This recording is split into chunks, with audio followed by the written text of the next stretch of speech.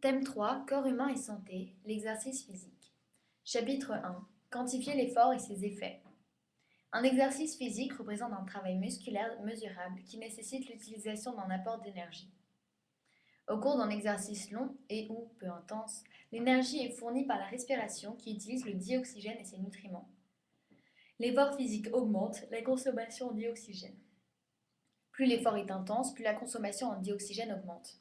Il y a une limite à la consommation de dioxygène, notion VO2 max. La consommation de nutriments dépend aussi de l'effort fourni. L'exercice physique est un des facteurs qui aide à lutter contre l'obésité. Au cours de l'effort, un certain nombre de paramètres physiologiques sont modifiés. Fréquence cardiaque, volume d'éjection systolique et donc débit cardiaque, fréquence ventilatoire et volume courant et donc débit ventilatoire, pression artérielle.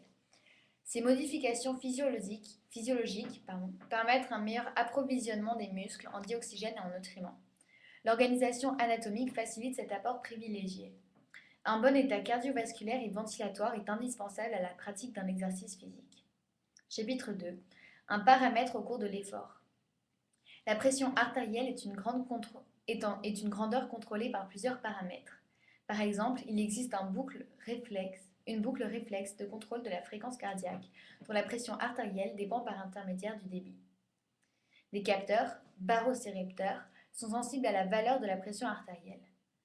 Un centre bulbaire intègre les informations issues des barorécepteurs et module les messages nerveux en direction de l'effecteur, cœur. Les informations sont transmises du centre à l'effecteur par des nerfs sympathiques et parasympathiques. La boucle de régulation contribue à maintenir la pression artérielle dans d'étroites limites autour d'une certaine valeur. À l'effort, l'organisme s'écarte de cette situation standard. Chapitre 3. Pratiquer une activité physique en préservant sa santé. Le muscle strié squelettique et les articulations constituent un système fragile qui doit être protégé. Les accidents musculo-articulaires s'expliquent par une détérioration du tissu musculaire, des tendons ou de la structure articulaire. L'articulation est un système emboîté et lubrifié qui permet le mouvement relatif des os. Les muscles striés squelettiques sont constitués de fibres allongées. Au cours de la contraction, chaque fibre se raccourcit et donc le muscle tout entier également.